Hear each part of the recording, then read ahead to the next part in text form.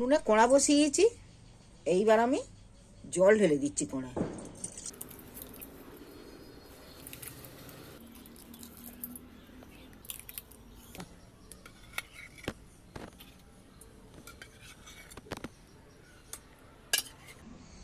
এইবার আমি ডিমগুলো এক এক করে তুলে দিচ্ছি এর মধ্যে। এইভাবে একবার ডিমের ক্যারি বানিয়ে খাবে, ডিমের কপ্তা কারি, মুখে লেগে থাকবে। বন্ধুরা, আজ আমি এখানে 4টে ডিম নিয়েছি। এই 4টে ডিম দিয়ে আজ আমি বানাবো ডিমের কপ্তা কালিয়া। যার জন্য নিয়েছি আমি এখানে সব কিছু কেটে কুটে নিয়েছি, বাটিনি এখন। নিয়েছি একটু পেঁয়াজ, একটু বেশি লাগবে। পেঁয়াজ নিয়েছি, টমেটো কেটে নিয়েছি, ক্যাপসিকাম, লঙ্কা নিয়েছি। আর নিয়েছি এখানে এক টুকরো আদাকে পাতলা পাতলা করে কেটে নিয়েছি। রসুন কয়েক কুসা রসুন নিয়েছি। আর এখানে এক বাটি ধনে পাতা নিয়েছি। ধনে পাতা ধুয়ে আমি রেডি করে ছোট ছোট করে একটু কেটে নিয়েছি। বন্ধুরা, এই ডিমের কপ্তা কালিয়া বানাতে ধনে পাতাও নিয়েছি আমি এক বাটি। আর এখানে সব সবজি কেটে নিয়েছি। এবার বন্ধুরা চলো আমি একটু আদা রসুন আর ধনে পাতা একটু শিলে পিষে নেব। আদাগুলো আমি আগে শিলেতে একটু থেঁতে করে নিয়েছি, তারপর বাটবো।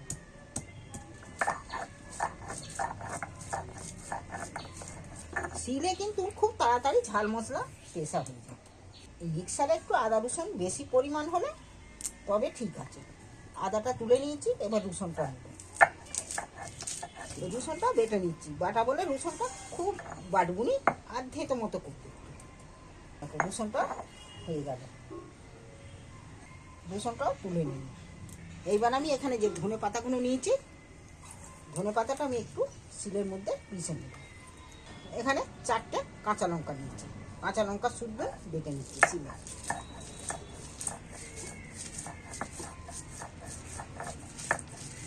বাটা হয়ে গেল।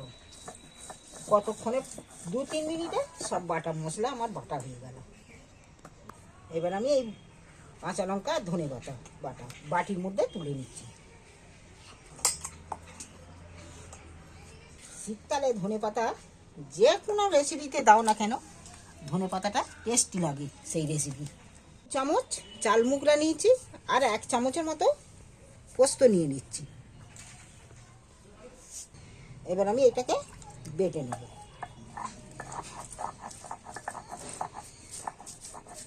একটু সবুজ সবুজ দেখতে লাগবে, ধনে পাতা বেটেছি তো। দেখো, পোস্ত আর চাল মুগরা বেটে নিয়েছি আমি। এইটা একটা বাটির মধ্যে নিচ্ছি।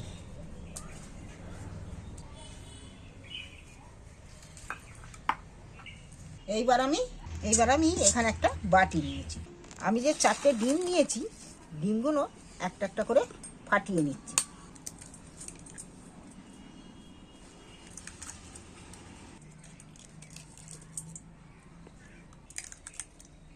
এখানে এক এক করে 4টে ডিমকেই ফাটিয়ে নিয়েছি। এবার আমি ডিমের কুসুমগুলোকে আমি একটু তুলে নিচ্ছি হাতের সাহায্যে। ফাটিয়ে দেব।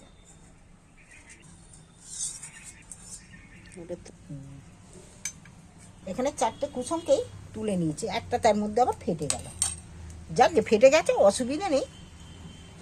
এইবার আমি এখানে এই যে 4টে ডিমের সাদা অংশটা, এইটা ধনে পাতাটা আমি সবটা এর মধ্যে দিয়ে দিচ্ছি। পেঁয়াজ কুচিও দিয়ে দিচ্ছি এর মধ্যে। স্বাদ মতো নুন দিয়ে দিচ্ছি। এবার আমি এই কাঁটাটার সাহায্যে ভালো করে ফাটিয়ে নিতে হবে। ফাটানোর কাজটাতেই একটু কাজ আছে।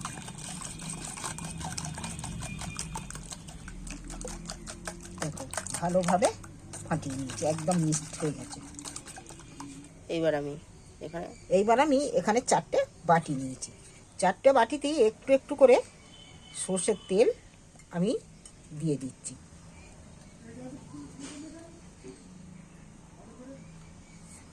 তেলটা বাটিটা গোটা 4টে বুলিয়ে নিচ্ছি, 4 ধার গোটা বাটিটা ভালো করে মেখে নিচ্ছি।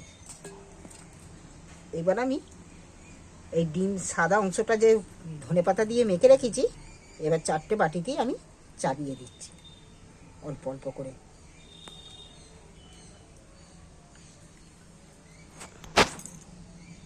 চারটে বাটিতেই আমি আরেকটু উপরে 2-4টে করে পেঁয়াজ কুচোনা ছড়িয়ে দিচ্ছি।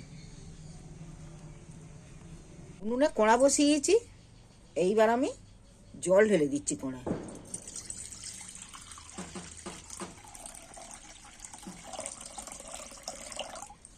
চলো এবার উনুনটা জ্বেলে দিই। কড়ার মধ্যে আমি একটা ছিদ্রযুক্ত থালা নিয়ে নিয়েছি। এবার থালাটার মধ্যে একটা একটা করে ডিমের বাটি আমি বসিয়ে দিচ্ছি।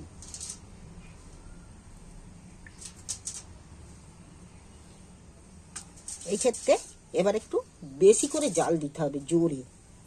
এখানে যে ডিমের কুসুমগুলো তুলে রেখেছি, একটা একটা করে কুসুম তুলে দিয়ে দিচ্ছি এর মধ্যে।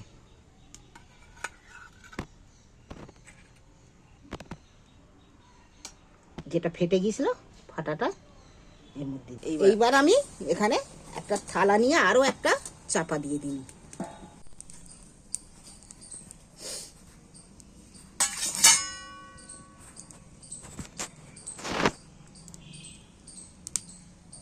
না দেখি তুলে দেখো, দারুণ দেখতে লাগছে কিন্তু, না? একটু গেটে দেখছি, দেখো ভালো সেদ্ধ হয়ে গেছে। এক এক করে বাটি আমি নামিয়ে নিচ্ছি। একটু একটু ঠান্ডা হতে সময় নিতে হবে একটু। এটা ঠান্ডা হতে কোড়াটা ততক্ষণ আমি পরিষ্কার করে নিয়েছি। কোড়াটা ধুয়ে পরিষ্কার করে দিয়েছি, কিন্তু জল ফুটেছে তো তার একটা কালো দাগ হয়ে গেছে। আমি কোড়ার মধ্যে তেল দিয়ে দিচ্ছি। তেলটা গরম হয়ে গেছে, তেলের মধ্যে পেঁয়াজগুলো তুলে দিচ্ছি।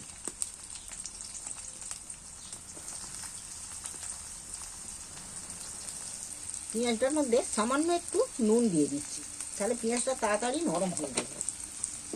একটু পেঁয়াজটা তেলের মধ্যে একটু নাড়াচাড়া করে নিই। দেখো পেঁয়াজটা অনেকটাই নরম নরম হয়ে গেছে। ওই নরমের মধ্যেই ক্যাপসিকামগুলো দিয়ে দিচ্ছি, একটু ভাজা ভাজা হয়ে যাবে। ক্যাপসিকামগুলো দিয়ে নাড়াচাড়া করে দিচ্ছি। এবার অনেকটা ঠান্ডা হয়ে গেছে, দেখি উপর করে করে উঠে গেছে। তেল দেওয়া আছে, উঠেই গেছে, একটুখানি করে লেগেছে, হ্যাঁ না লাগার মধ্যে। এটা ভালোভাবে উঠেছে, সবগুলোই ভালোভাবে উঠে গেছে। পেঁয়াজটা অনেকটা ভাজা ভাজা হয়ে এসছে, আর ক্যাপসিকামগুলো নরম হয়ে গেছে। প্রথমেই আমি রসুন বাটাটা তুলে দিচ্ছি। রসুন বাটাটা দিয়ে একটু তেলের মধ্যে নাড়াচাড়া করে নিচ্ছি।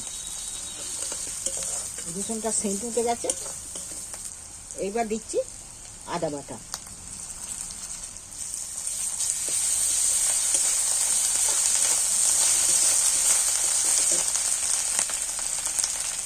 এখানে যে একটা টমেটো কেটে রেখেছি, কাটা টমেটো কুচোটা দিয়ে দিন। কাটা টমেটো কাটাটা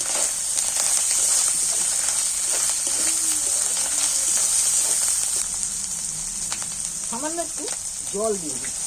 মশলাগুলো শুকনো মশলাটা এবার দেবো। একটু হলুদ, কাঁচা লঙ্কা ঝালের জন্য দেওয়া আছে, তবুও হালকা করে শুকনো লঙ্কার কালারের জন্য দিচ্ছি। এইবার আমি সব উপকরণ মশলাগুলো দিয়ে আবারও ভালো করে একটু কষিয়ে নেব।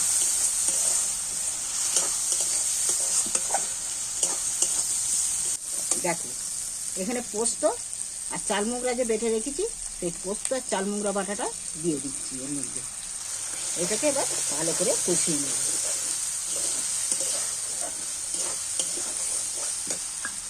কষাতে কষাতে দেখো কতটা মশলা থেকে তেল ছেড়ে দিয়েছে। তার সাথে মশলাটাও কষানো হয়ে গেছে। তবে জল দিচ্ছি না। এখানে দই নিয়েছি, 100 গ্রাম টক দই নিয়েছি। দইটাকে একটু ফাটিয়ে নিচ্ছি। দইটাকে একটু ফাটিয়ে টক দই দিয়ে দিচ্ছি।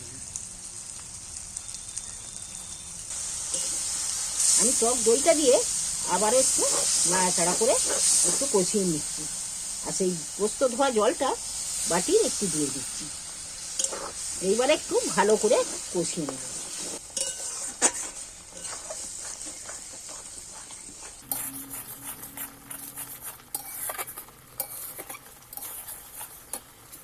কষানো হয়ে গেছে, মশলাটা দিয়ে তেল ছেড়ে দিয়েছে, শুকনো শুকনো হয়ে গেছে অনেকটা মশলা।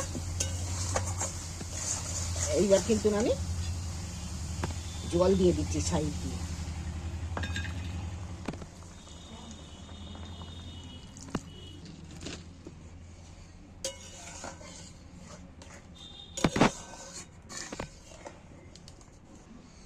এইবার আমি ডিমগুলো এক এক করে তুলে দিচ্ছি এর মধ্যে। এইভাবে একবার ডিমের ক্যারি বানিয়ে খাবে, ডিমের কোপ্তা কারি, মুখে লেগে থাকবে এই ধনেপাতা দিয়ে।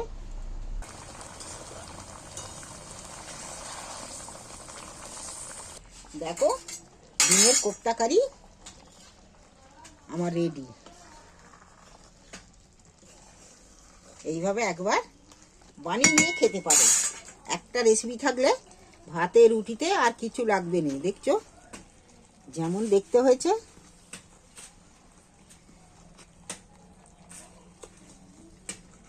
অনেকটা বড় বড় হয়ে গেছে, খেতেও তেমন হবে। বন্ধুরা দেখো ডিমের কোপ্তা কারি আমার সম্পূর্ণ রেডি।